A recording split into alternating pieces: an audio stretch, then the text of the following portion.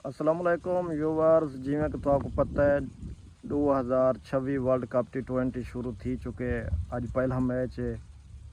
अज की date 3 match खेलिए वैसे तो आपको पहले असा दसेंदे हैं टीमें की तरतीब कि T20 वर्ल्ड कप 2026 20 टीम हिस्सा गिनदियां पैन और वो टीम हैं केड़ियां तो आपको ग्रुप वाइज दसेंदे हैं।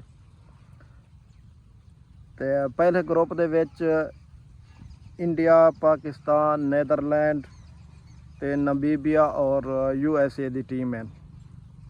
यह पहला ग्रुप। दूजे ग्रुप दे विच आस्ट्रेलिया, श्रीलंका, जिम्बाब्वे, आयरलैंड ते ओमान। दूजा ग्रुप ये है।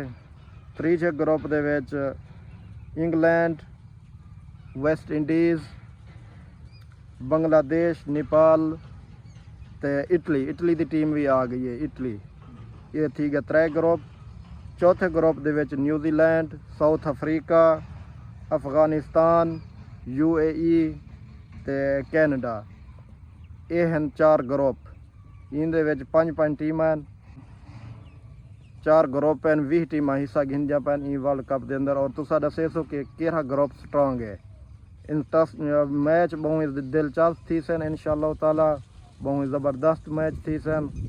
हुण तो आपको मुकम्मल डिटेल देने अस शेड्यूल दी कि शेड्यूल किमें है, इनका टाइम टेबल क्या है। वीडियो के नाल जुड़िए रहो तो चैनल को सब्सक्राइब कर गिनसो। अगर फेसबुक पर दे देते हो तो पेज को फॉलो कर गिनसो, क्योंकि अस तो आपको तमाम मालूमात बर वक्त देंदे रहे वैसूँ यूट्यूब ते भी ते फेसबुक ते भी। असाडे नाल जुड़न की खातिर यूट्यूब चैनल को सब्सक्राइब कर गिनसो तो फेसबुक पेज को फॉलो कर गिनसो। तो हुण तो आपको टाइम टेबल तो पूरी डिटेल दिसेंदे हैं। अज 7 तारीख। पहले 7 तारीख दे विच अज 3 मैच खेले वे सन। पहला जोड़ा मैच है पाकिस्तान ते नैदरलैंड के दरमियान खेलिया वे सी पाकिस्तानी वक्त के मुताबिक 10:30 बजे। मैचें की तरतीब यानी टाइम टेबल हिको ही है और टीम चेंज थी रहे वे सी कि केड़े टाइम केड़ी टीम खेड सी। वो तो आपको डिटेल नाल दे नाल देने रहे वेसूँ। अज की डिटेल तो आपको देने पाए हैं। पहला मैच पाकिस्तान ते नैदरलैंड के दरमियान 10:30 बजे खेलिया वे सी। दूजा मैच खेलिया वे सी वेस्ट इंडीज़ ते बांग्लादेश के दरमियान। ये पाकिस्तानी टाइम 2:30 बजे खेलिया वे सी।